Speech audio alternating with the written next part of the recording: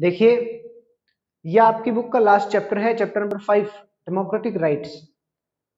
हमने देखा कि डेमोक्रेसी में बहुत सी कंडीशंस होती हैं कि rulers are elected by people, और हमने उसमें देखा कि कैसे इलेक्शन होते हैं। इसी बुक में हमने इलेक्शन को स्टडी किया, इलेक्टोरल पॉलिटिक्स में।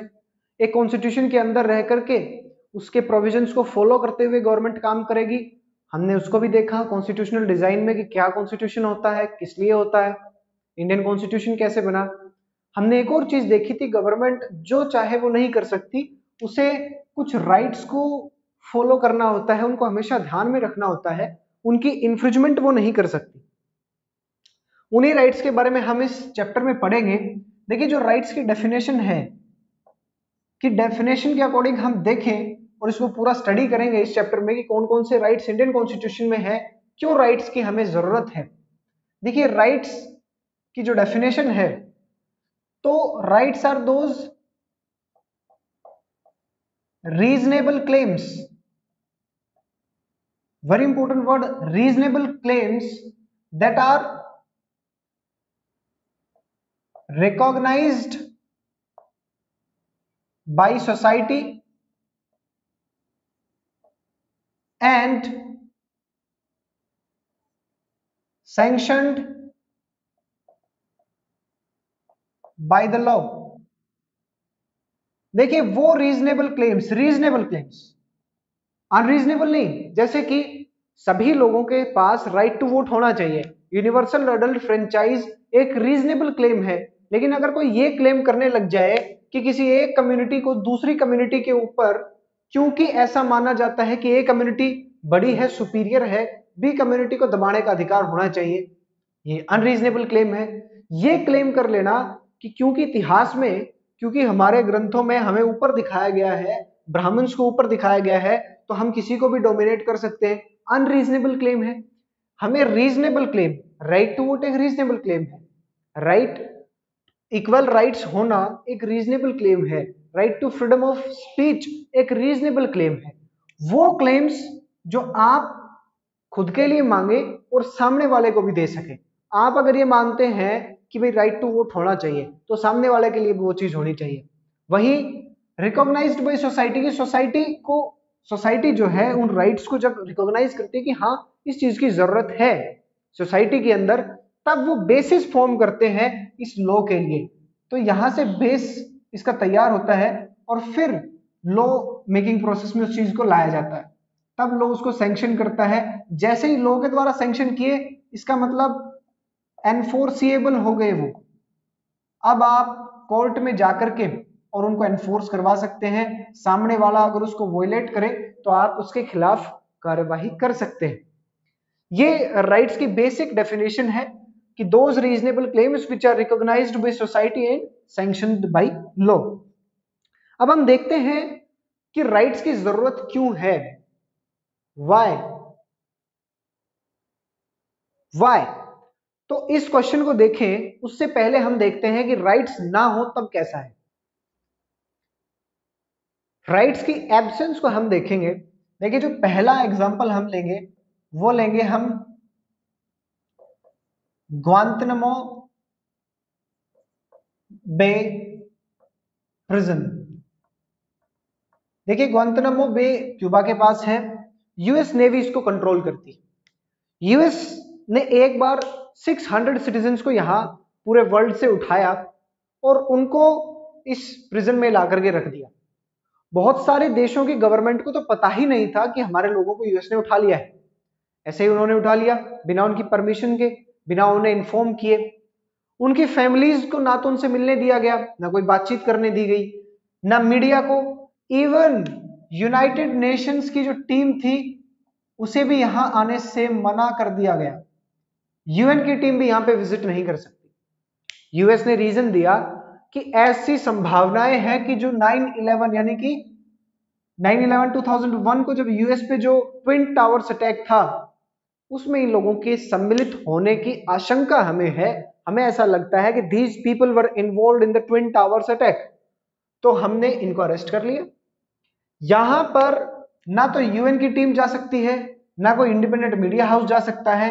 एक ऑर्गेनाइजेशन आती है human rights organisation, Amnesty International, देखिए एमनेस्टी इंटरनेशनल जो है वो यहां आती है और वो कहती है कि जी गुआंतानामो बे में बहुत गलत चल रहा है। इंटरनेशनल ट्रीटीज के अकॉर्डिंग जो प्रिजनर्स ऑफ वॉर हैं उनके साथ भी एक सभ्य व्यवहार होना चाहिए। इनके साथ तो वो भी नहीं किया जा रहा है, उससे भी डाउन इनको वो रखा जा रहा है। बहुत परेशानी में यहाँ पर प्रिजनर्स रह रहे हैं। इवन यूएस ने कोई ट्रायल फॉलो नहीं किया। गुआंतानामो बे में जो जो रूल्स हैं, जो यूएस के अंदर रूल्स हैं, जो लॉ ऑफ लैंड है वहां पे, वो भी गुआंतानामो बे में लागू नहीं होता। किसी मजिस्ट्रेट के सामने नहीं रखा गया, विदाउट ट्रायल इन लोगों को भेज दिया गया। अब ऐसे में एमनेस्टी इंटरनेशनल ने कहा कि ये इनह्यूमन है, ये ह्यूमन राइट्स के अगेंस्ट है। यूएन सेक्रेटरी जनरल ने भी कहा कि इसे हटाइए, गुआंतानामो बे को बंद करना चाहिए, लेकिन गुआंतानामो बे अभी तक भी बंद नहीं हुई है। तो हमने देखा कि यहां पर जो ह्यूमन राइट्स हैं, एक व्यक्ति के human rights as well as right to life, जो कि एक फंडामेंटल राइट है, उसको वायलेट किया जा रहा है। यहां लोगों के साथ दुर्व्यवहार किए जा रहे हैं बिना ड्यू प्रोसेस ऑफ लॉ को फॉलो करिए। एक और एग्जांपल जो हम देखेंगे वो है सऊदी अरेबिया। देखिए यहां पर तो एक कंट्री यानी कि यूएस दूसरे कंट्री के लोगों को उठा करके उनके साथ ऐसा कर रहा है, लेकिन सऊदी अरेबिया में सिस्टम दूसरा है। सऊदी अरेबिया मोनार्की का एक एग्जाम्पल है हमारे सामने। यहां पर रूलर्स किंग होते हैं, हेरिडेटरी किंग्स। पहले प्रोसेस था कि फादर की ए पर्सन बनेगा, इसके बाद जो रूलर होगा यानी कि इसका बेटा है बी, सॉरी इसका बेटा है सी और इसका भाई है बी, इससे छोटा। तो जब ए की डेथ होगी तो इसका भाई रूलर बनेगा बी, बी का बेटा है डी, मान लीजिए कोई और नहीं है तो अब फिर सी बनेगा, फिर डी बनेगा, ऐसे चलेगा इसमें कि ब्रदर बनता है और इसमें सन नहीं बनता। अभी सिस्टम चेंज हो गया है क्योंकि जो मोहम्मद बिन सलमान है वो अपने फादर के बेटे हैं और जो टेक्निकल जो पावर थी वो इनके अंकल के पास जानी चाहिए थी, लेकिन उन्होंने अब इस पावर को लेने से मना कर दिया और मोहम्मद बिन सलमान अब वहां पर क्राउन प्रिंस है।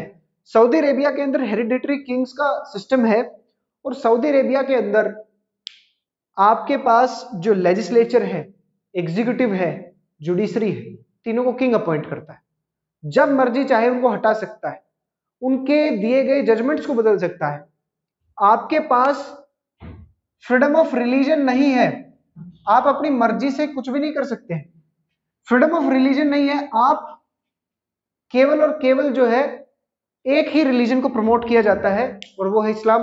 अगर उसके अलावा कोई है तो आप प्राइवेट में फॉलो कर सकते हैं अपने रिलीजन को, लेकिन publicly you can not profess. तो सऊदी अरेबिया में हमने देखा और ये गुआंतानामो बे का एग्जांपल है। तो तीसरा एग्जांपल है, अब जो तीसरा एग्जांपल है वो है कोसोवो का। यूगोस्लेविया के स्प्लिट होने से पहले उसकी एक प्रोविंस है। यहां कोसोवो के अंदर अल्बेनियंस जो हैं वो मेजॉरिटी में है, लेकिन पूरे यूगोस्लेविया के अंदर जो मेजॉरिटी में है वो है सर्ब्स। और दुर्भाग्य से ऐसा होता है कि एक सर्ब नेशनलिस्ट मिलोशेविच, उसकी गवर्नमेंट बनती है और उसने आकर के दो ऑप्शन दिए अल्बेनियंस को कि या तो सर्ब्स की डोमिनेंस को आप एक्सेप्ट कीजिए या देश छोड़ के चले जाइए यहां से। और धीरे धीरे इन लोगों ने क्या सिस्टम किया कि अल्बेनियंस और नॉन सर्ब्स जितने भी थे उन सभी का जो है मैसिव स्केल के ऊपर उनकी किलिंग हुई, मसेकर हुए। और फिर वेस्ट को यहां पर इंटरवीन करना पड़ा, नेटो ने भी इंटरवीन किया और इस इंसान को उठाया गया यहां से और इसको इंटरनेशनल कोर्ट में ले जाया गया। इसके खिलाफ क्राइम अगेंस्ट ह्यूमैनिटी के चार्जेस लगाते हुए इसके ऊपर ट्रायल चलाया गया। यहां पर देखें तो अल्बेनियंस के राइट्स का क्या, अल्बेनियंस की खुद की सरकार ने उनके साथ गलत किया है कि वो भी तो इक्वल सिटीजन्स हैं, वो भी तो ह्यूमंस हैं, लेकिन किसी एक की डोमिनेंस के लिए अल्बेनियंस को बलि चढ़ा दिया गया। यही सेम एग्जांपल आप क्लास 10th के फर्स्ट चैप्टर में पढ़ेंगे श्रीलंका के अंदर, जहां दो कम्युनिटीज थी, सिनला स्पीकिंग और तमिल स्पीकिंग और वहां पर भी उन्होंने एक एक्ट पास कर दिया 1956 में, द शिमला ओनली एक्ट, कि केवल और केवल शिमला स्पीकिंग लोगों को ही गवर्नमेंट ने प्रेफरेंस देनी शुरू कर दी, इन लोगों को साइड में कर दिया। तो ये देखा कि हमने राइट्स की जो एब्सेंस है वो कितनी खराब है।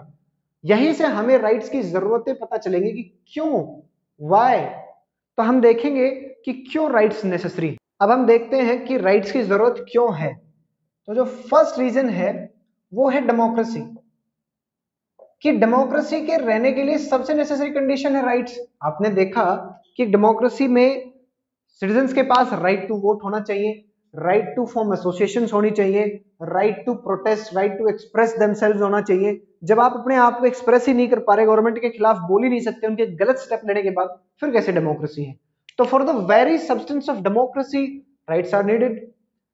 और किसके लिए राइट्स की जरूरत है? ऑपरेशन से बचाने के लिए।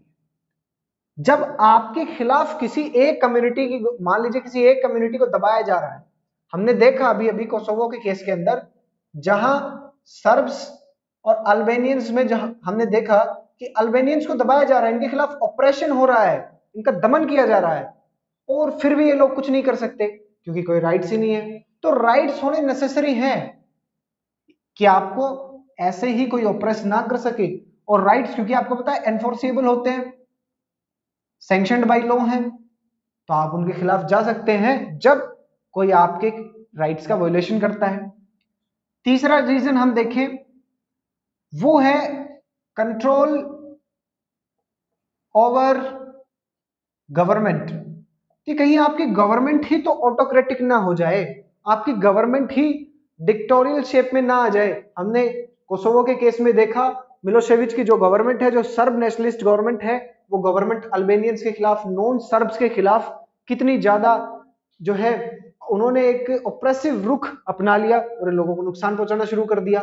तो गवर्नमेंट के ऊपर कंट्रोल रखने के लिए भी इसकी जरूरत है। जो फोर्थ रीजन है वो है गारंटी, कि राइट्स एज अ गारंटी है आपके पास, कि जी आपके साथ कुछ गलत होगा तो ये राइट्स हैं, आप उसके खिलाफ जा सकते हैं। तो ये 4 रीजंस हैं आपके 9th में।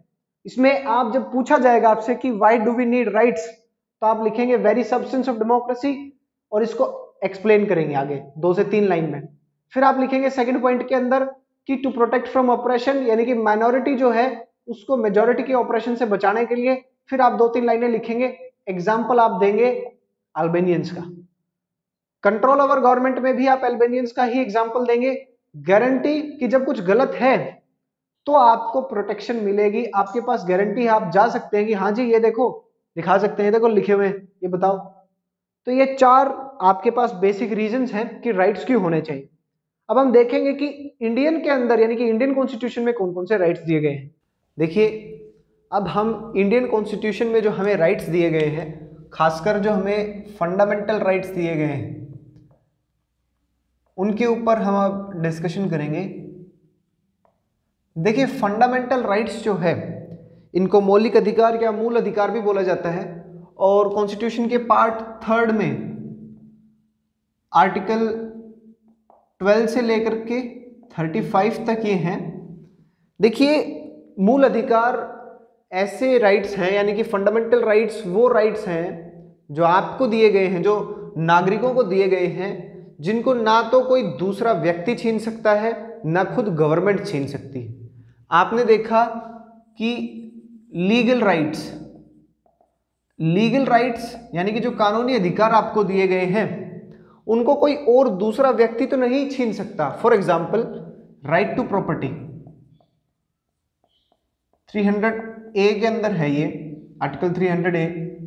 और राइट टू प्रॉपर्टी यानी कि संपत्ति का अधिकार कोई दूसरा व्यक्ति तो नहीं छीन सकता आपसे, लेकिन सरकार पब्लिक वेलफेयर के अंदर आपको ड्यू कंपनसेशन देते हुए आपकी जमीन को ले सकती है। कोई हाईवे बनाना है, कोई रेलवे लाइन डालनी है, उस समय गवर्नमेंट आपकी जमीन को ले सकती है कंपनसेशन देने के बाद। तो ऐसे में हमने देखा कि लीगल राइट्स को गवर्नमेंट तो इनके ऊपर वो कर सकती है, फंडामेंटल राइट्स के ऊपर नहीं कर सकती। इसीलिए इन्हें फंडामेंटल बोला जाता है, मौलिक अधिकार बोला जाता है, जो एक डिग्निफाइड लाइफ, एक अच्छी लाइफ जीने के लिए हमें इनकी ज़रूरत होती है। ओरिजिनली 7 थे, राइट टू प्रॉपर्टी को हटा दिया गया और अब 6 फंडामेंटल राइट्स हैं।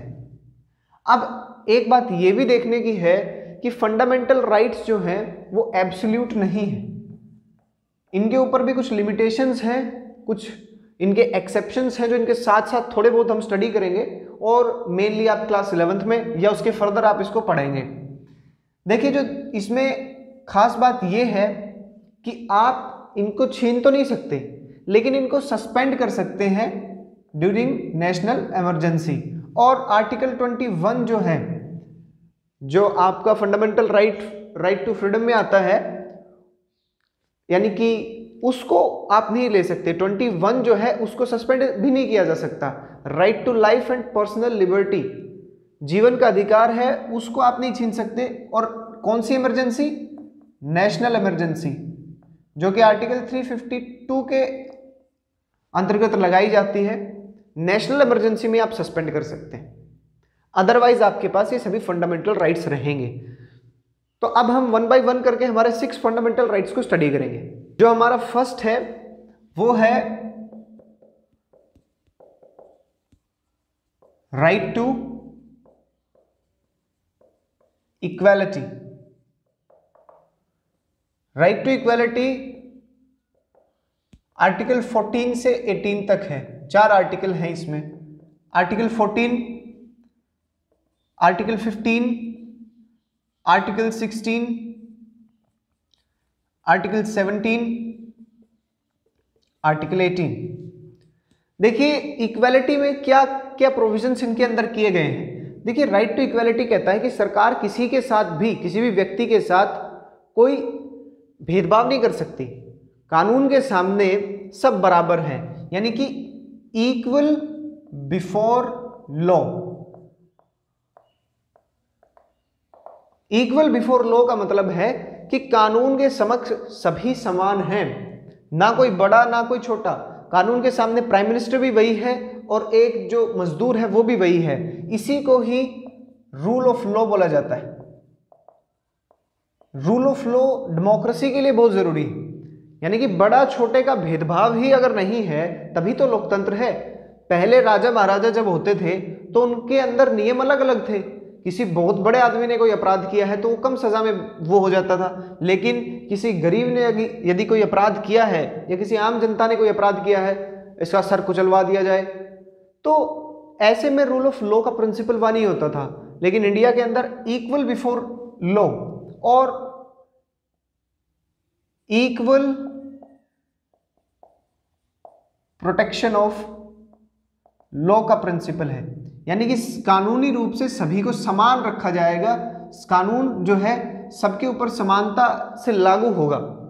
अब आर्टिकल 15 जो है, आर्टिकल 15 कहता है कि इसका सीधा सीधा मतलब है कि आप कानून के समक्ष समान हैं और कानून सबके ऊपर समान तरह से लगेगा, सभी की समान प्रोटेक्शन होगी। साथ ही साथ आपके साथ किसी भी प्रकार का भेदभाव नहीं किया जा सकता। आर्टिकल 15 कहता है कौन कौन से ग्राउंड्स हैं, ऐसे कौन कौन से बेसिस हैं जिस पे आप पे कोई भी जो है डिस्क्रिमिनेशन नहीं हो सकता। तो उसमें है कास्ट, क्लास, रिलीजन, जेंडर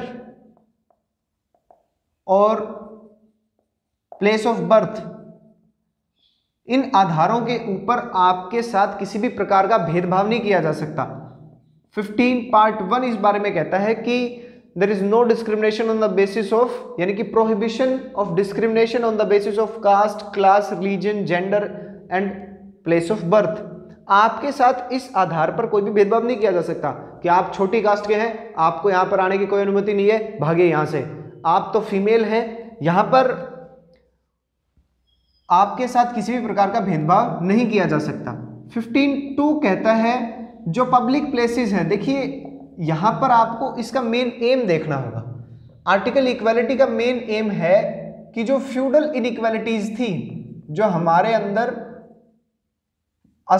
जो असमानताएं थी, उनको हटाने की एक कोशिश की जा रही है। तो पब्लिक प्लेसेस के ऊपर पहले क्या होता था, फॉर एग्जाम्पल कोई कुआं है, कोई वेल है, पब्लिक वेल है, उसके ऊपर किसी छोटी कास्ट के व्यक्ति को जाने की अनुमति नहीं है।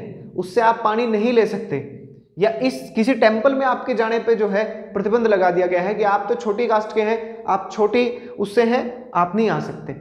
तो ऐसे समय में जो है पब्लिक प्लेसेस के ऊपर किसी को भी आने से नहीं रोका जा सकता। पब्लिक प्लेस के ऊपर आप आने से, पब्लिक वेल को यूज करने से, टेम्पल्स में जाने से आप किसी को नहीं रोक सकते। आर्टिकल 16 कहता है equality of opportunity in public employment, यानी कि गवर्नमेंट की जो सर्विसेज होंगी उनमें इक्वालिटी ऑफ अपॉर्चुनिटी दी जाएगी, सभी को समानता यहां पर दी जाएगी, किसी के साथ भेदभाव नहीं होगा। हालांकि यहां पर एक टेक्निकल बात है, 16 पार्ट 4 जो है वो कहता है कि nothing in this article shall prevent the state from making special provisions for socially and economically and educationally backward classes। सरकार चाहे तो जो बैकवर्ड क्लासेस हैं उनको इक्वालिटी ऑफ अपॉर्चुनिटी प्रोवाइड करने के लिए, देखिए इक्वालिटी का मतलब ये नहीं है कि सभी को समान रूप से ट्रीट करेंगे, इसका मतलब है कि किसी एक गोल को जिसको आप अचीव कर सकते हैं, आपकी कैपेसिटी है, उसके लिए आपको इक्वालिटी ऑफ अपॉर्चुनिटी मिले, तब भेदभाव ना हो। लेकिन इक्वालिटी ऑफ अपॉर्चुनिटी के लिए कभी कभी जरूरत पड़ती है कुछ स्पेशल प्रोविजंस की, कुछ स्पेशल ट्रीटमेंट्स की जरूरत पड़ती है। मान लीजिए किसी एक जगह, मान लीजिए कोई एग्जामिनेशन है, ए एग्जामिनेशन, इसकी नेसेसरी कंडीशन है कि आपके पास मिनिमम ग्रेजुएशन होनी चाहिए। अब जो ग्रेजुएशन है, जितने भी ग्रेजुएट्स हैं वो इसके लिए पार्टिसिपेट करेंगे, लेकिन ऐसे लोग जिनके पास रिसोर्सेज ही नहीं है, जिनके पास पैसा ही नहीं है, जिसके पास ऐसी स्थिति नहीं है कि वो पढ़ सके, ऐसे में क्या उसको स्पेशल ट्रीटमेंट की जरूरत है कि नहीं है? क्या उसको किसी रिजर्वेशन के थ्रू किसी जगह पे किसी गवर्नमेंट कॉलेज में उसके एडमिशन के लिए उसको जरूरत है कि नहीं है? तो इक्वालिटी ऑफ अपॉर्चुनिटी प्रोवाइड करवाने के लिए कभी कभी स्पेशल ट्रीटमेंट भी दिया जाता है, जिसको 16 पार्ट 4 में है। देखिए आर्टिकल 17 जो है वो कहता है abolition of untouchability. Abolition of untouchability, untouchability थी कि कुछ ऐसे लोग जिनको ये मान लिया जाता था अछूत, कि इनको छूने से जो है हम अपवित्र हो जाएंगे, हम जो है प्योर नहीं रहेंगे, इम्प्योर हो जाएंगे, तो उनको अनटचेबल्स बोला जाता था। और अनटचेबल्स जो कास्ट हायरार्की है उसमें लोवेस्ट लेवल पे रहते थे, लेकिन अब गवर्नमेंट ने इसे एक क्राइम घोषित किया कि किसी एक व्यक्ति को उसकी कास्ट के कारण इस प्रकार से अपमानित आप नहीं कर सकते, उसकी डिग्निटी को मेंटेन रखेंगे, और एबोलिशन ऑफ अनटचेबिलिटी। आर्टिकल 18 कहता है एबोलिशन ऑफ टाइटल्स। देखिए टाइटल्स का मतलब है कि आपको कुछ भी ऐसे, जैसे पहले ब्रिटिश जो सर का टाइटल देते थे, जो रविंद्रनाथ टैगोर के पास भी था, उन्होंने वापस कर दिया इसे। सर का जो टाइटल है, ऐसे टाइटल्स जो आपको दिए गए हैं उन टाइटल्स, वो टाइटल्स अब नहीं माने जाएंगे, सब इक्वल है। लेकिन एकेडमिक्स और मिलिट्री के अंदर जो आपकी रैंक्स हैं, जो टाइटल, वहां आपको जो रैंक्स मिली हैं वो इसलिए आपके वो अलाउड हैं। यदि वो आपने एक बात सुनी है, रैंक्स नेवर रिटायर, आप जनरल हैं तो आप जनरल रहेंगे, आप वो चीज लगा सकते हैं, वो टाइटल आपके पास है। एकेडमिक्स में आपने कुछ किया है तो आप वो लगा सकते हैं, क्योंकि यहां पर आपने उस चीज को अर्न किया है, यू हैव अर्न्ड दैट, अपनी मेहनत से आपने उसके ऊपर काम करके और उसको प्राप्त किया है। तो ये 4 आर्टिकल, ये जो है 14, 15, 16, 17 और 18, ये जो 5 आर्टिकल्स हैं ये राइट टू इक्वालिटी के अंदर आते हैं। अब हम दूसरे आर्टिकल को, अब हम दूसरे फंडामेंटल राइट को देखते हैं। जो राइट टू इक्वालिटी के बाद हमारे पास सेकंड फंडामेंटल राइट है, वो है राइट टू फ्रीडम। आर्टिकल 19 से 22 तक। देखिए आर्टिकल 19 जो है उसके अंदर बहुत सारी फ्रीडम का जिक्र किया गया है, जिसमें जो सबसे पहले नंबर पे है फ्रीडम टू, जो फर्स्ट इसका सब क्लोज है, freedom to speech and expression. देखिए डेमोक्रेसी के अंदर सबसे बड़ी बात यही है कि अगर आपको कोई चीज खराब लगती है, सरकार की किसी पॉलिसी से आप नाराज हैं, या आप अपने कोई व्यूज रखना चाहते हैं, तो आप रख सकते हैं, आप बोल सकते हैं, आपको फ्रीडम टू स्पीच है, आप अपने आप को एक्सप्रेस कर सकते हैं, किसी न्यूज़पेपर में लिख करके एक्सप्रेस कर सकते हैं, किसी टीवी चैनल के थ्रू अपने आप को एक्सप्रेस कर सकते हैं। लेकिन फिर से मैंने आपको कहा कि कुछ लिमिटेशंस लगाई जा सकती हैं और आपके ऊपर लिमिटेशन है कि आप ऐसा कुछ नहीं करेंगे जिससे कि कोई रेबेलियन जैसी सिचुएशन हो, कोई रिवोल्ट जैसी सिचुएशन हो अगेंस्ट गवर्नमेंट। आप पब्लिक ऑर्डर को डिसरप्ट नहीं करेंगे, पब्लिक ऑर्डर को आप डिसरप्ट नहीं करेंगे, किसी को अननेसेसरी डिफेम नहीं करेंगे, ऐसे ही कुछ नहीं बोलेंगे आप किसी, मतलब आप फ्रीडम तो अपनी एक्सरसाइज कर सकते हैं, आपके पास स्वतंत्रता का अधिकार तो है, आपके ऊपर किसी प्रकार की अनरीजनेबल रेस्ट्रिक्शंस नहीं है, लेकिन आपकी फ्रीडम ये सब ना करे, किसी दूसरे के अधिकारों का हनन ना करे। इसके बाद जो इसका बी पार्ट है, freedom to speech and expression, उसके बाद जो आता है वो है assemble in a peaceful manner. आप शांति प्रिय तरीके से जो है आप असेंबली बना सकते हैं, कोई बड़ी बात नहीं है। आपकी स्कूल की मॉर्निंग असेंबली होती है, आपने उसको देखा है, लेकिन उसमें कंडीशन फिर से वही है कि पब्लिक ऑर्डर को डिसरप्ट ना करें, कोई वेपन्स ना लेकर के आप आएगी, हथियारों के साथ आप नहीं आ सकते कि चलो मार डालेंगे जो हमारे खिलाफ बोले, ऐसे नहीं चलेगा। आप पीसफुल मैनर के अंदर ही असेंबल हो सकते हैं, ठीक है जी। तीसरा पार्ट कहता है मूव और चौथा पार्ट कहता है रिजाइड। आप देश के किसी भी भाग में घूम सकते हैं और बस सकते हैं। आपको मान लीजिए आपको हरियाणा से और आपको राजस्थान जाना है, आप जाओ, किसी स्पेशल वीजा की थोड़ी जरूरत है। कोई आपसे ये थोड़ी पूछ सकता है कि लाइए परमिट लाइए, आपको राजस्थान में आने की इजाजत किसने दी, तो आप उसको उठा करके कह देंगे देखो आर्टिकल 19 का पार्ट, आर्टिकल 19 पार्ट 3, या उसके बाद अगर आप रहते हैं तो जो है इसका सब क्लोज डी रिजाइड। ई कहता है टू प्रोफेस एनी प्रोफेशन, कोई भी ऑक्यूपेशन, कोई भी प्रोफेशन या कोई भी ट्रेड आप कर सकते हैं अगर लॉ ने उसको प्रोहिबिट नहीं किया है। अगर आप गांजे का व्यापार करना चाहते हैं तो ऐसा नहीं चलेगा, आप ड्रग्स का व्यापार करना चाहते हैं तो वो नहीं चलेगा, लेकिन आपकी अपनी एक शॉप है तो ड्यू प्रोसेस ऑफ लॉ को फॉलो करते हुए आप वो काम कर सकते हैं। खासकर महिलाओं के लिए कहा गया है कि महिलाओं को कोई ये नहीं बताएगा कि आपको कौन सा प्रोफेशन लेना है, आपकी जो मर्जी आए आप वो करें। तो इसके अंदर इन फ्रीडम की बात की गई है। आर्टिकल 19 काफ़ी बड़ा है, आर्टिकल 19 काफ़ी इंपॉर्टेंट है, अकेले आर्टिकल 19 3 मार्क्स में आ जाता है। अब है आर्टिकल 20। आर्टिकल 20 कहता है protection in respect of conviction in any offence, कि आपको कुछ जो आपके ऊपर आपने कोई ऑफेंस कर दिया है वहां पर आपके लिए क्या क्या प्रोटेक्शन अवेलेबल है। इसमें फर्स्ट जो है वो कहता है कि जी ए बी एंड सी, जो फर्स्ट है वो कहता है नो डबल जियोपार्डी, यानी कि एक ही ऑफेंस के लिए, एक बार चोरी करने के लिए एक बार सजा मिलेगी, एक बार चोरी करने के लिए 2 बार सजा नहीं मिलेगी। तो नो डबल जियोपार्डी, सेम अपराध के लिए दोबारा सजा नहीं मिलेगी।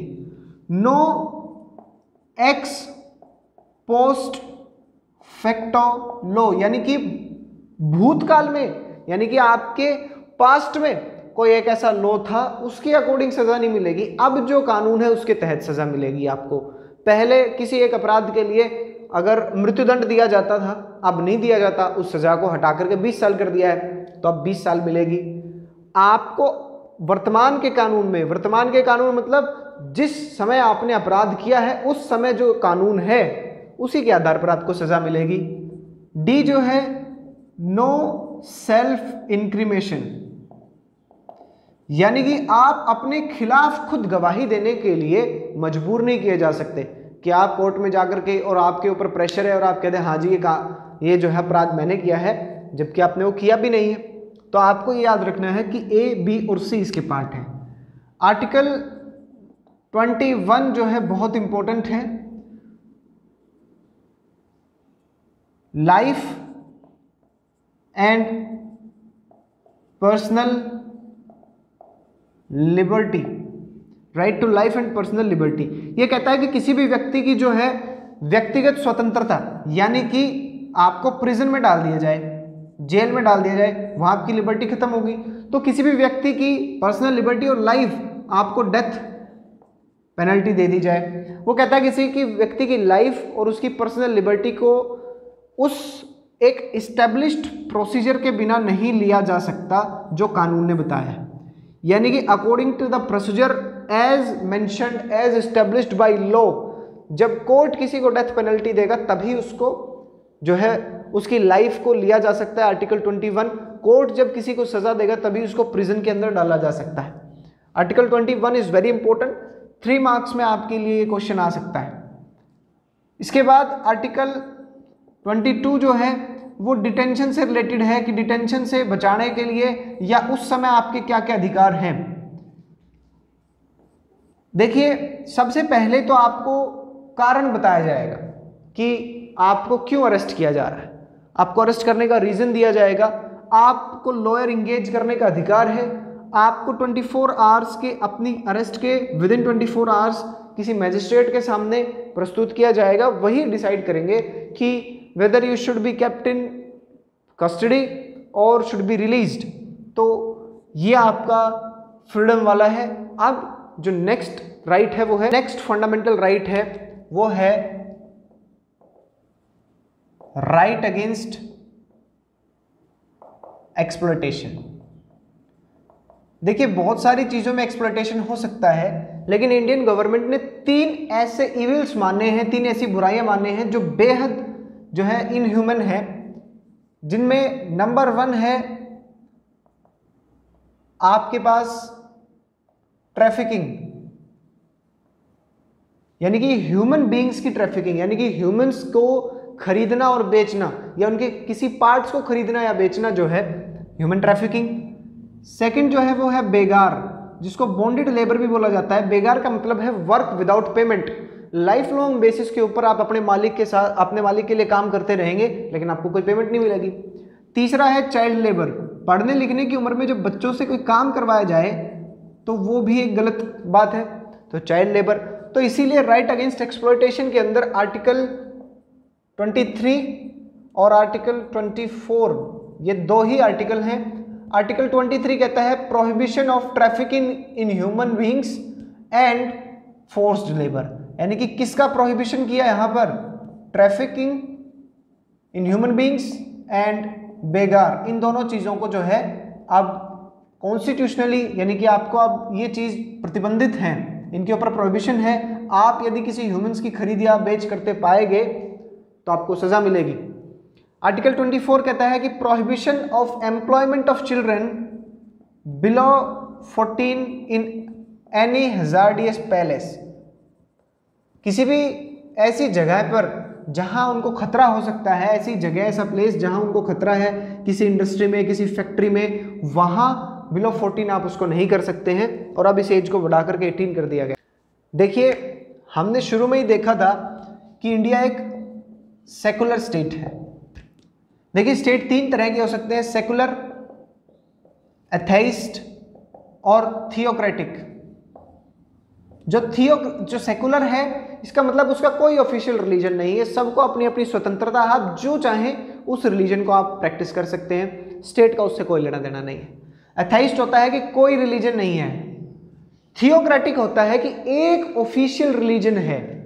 पाकिस्तान के अंदर इस्लामिक रिपब्लिक ऑफ पाकिस्तान है, तो there is one official religion. Saudi Arabia में इस्लाम को ही एक रिलीजन माना गया है केवल, यानी कि थियोक्रेटिक स्टेट।